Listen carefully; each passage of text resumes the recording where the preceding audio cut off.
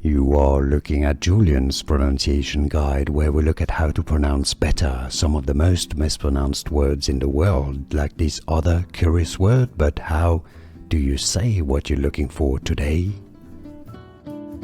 We are looking at how to pronounce the name of this animal and more animal names, like this one, that many get confused by. Stay tuned. Aardvark. That's how it's said in British English, in American English. Aardvark.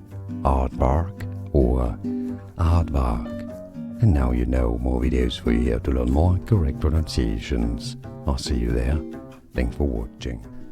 Here are more videos on how to pronounce more confusing words and names too many mispronounced. Like this video if you found it useful. I appreciate your support. I'll see you soon and thanks for watching.